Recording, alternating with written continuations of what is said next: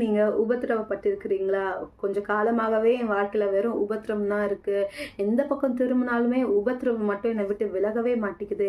எதனால தேவன் எனக்கு இதை அனுமதிக்கிறாரு நீங்க யோசிச்சு கொண்டிருந்தீங்கன்னா, இன்றைக்கு உங்களுக்கான இந்த வசனத்தை தேவன் சொல்ல விரும்புகிறாரு. சங்கீதம் 119:71 வசனம். நான் உபத்திரவப்பட்டது எனக்கு நல்லது, அதனால் உமது பிரமாணங்களை கற்றுக்கொள்கிறேன். ஆமென். இங்கிலீஷ்ல it is good for me that I have been afflicted that I may learn your statutes. ஆமென். அதாவது நம்ம உபத்திரவப்படும் போது அந்த கஷ்டத்தின் காலத்தை மாத்திரம் தான் நம்ம பார்க்கிறோம், அந்த நெருக்கத்தின் நேரத்தை மாத்திரம் தான் பார்க்கிறோம்.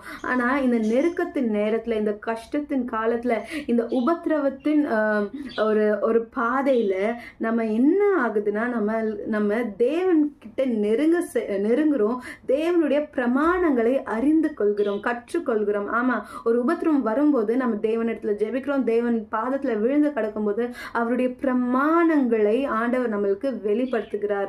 ஆமென். சோ அதுதாங்க நான் எப்பவுமே சொல்வேன்ல, யோவானை ஒரு பனிஷ் பண்றதுக்காக தான், உபத்திரவப்படுத்துறதுக்காக தான் அந்த பத்மோ தீவுல போட்டாங்கல்ல.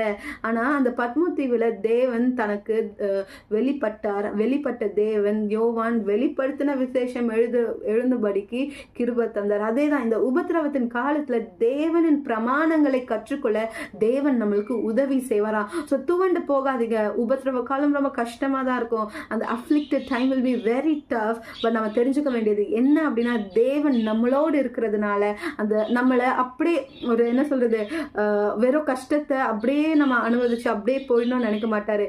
இதுல நம்மளை அநேக காரியங்களை கத்துக்க வைத்துட்டு அதை நம்மளோட வாழ்க்கையில நம்மளுக்கு ஆசீர்வாதமா மாற்றத்திற்கு ஆண்டவர் உதவி செய்வாரு. ஸோ துவண்டு போயிடாதீங்க, கஷ்டப்படாதீங்க.